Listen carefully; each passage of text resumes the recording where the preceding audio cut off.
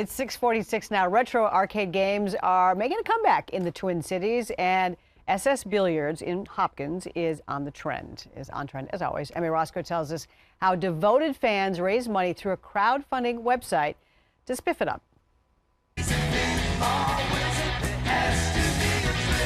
For 45 years, pinball wizards have been pulling plungers, ringing bells, and racking up points at SS Billiards. It's been a favorite from my childhood, and nice to still have a place to go and play. Thanks to an online fundraising campaign that netted more than $14,000, it's an even nicer place to play, says Mike Hanks. He's cleaned up the interior from the ceiling to the floor. We have new flooring. It was an old worn carpeting that was laying across here once upon a time. He recovered the pool tables with new felt. The money also let owner Lloyd Olson add to his collection of 20 machines.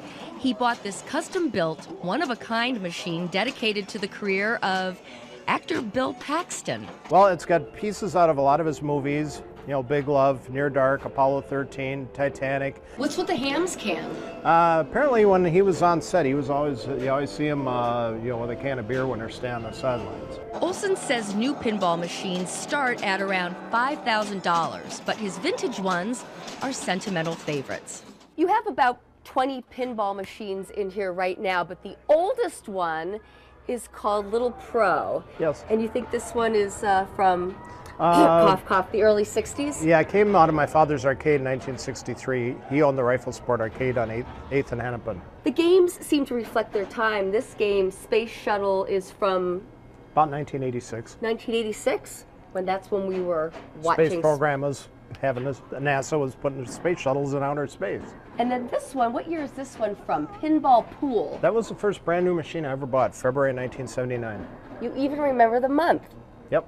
Players like the nostalgia factor, but they also like the chance factor. Video games are a programmed environment, as my friend made it very clear to me several years ago. He's a pinball machine owner, and when you play pinball, there's a randomness, there's an uncontrollable factor that you can't master. Yes, video almost killed the pinball star, but with fans like these, armed with quarters, the game is far from over. Some things never go away. Pinball stood the test of time. In Hopkins, Emmy Roscoe, Fox 9 News. It can be addicting. I love the old pinball. That's great.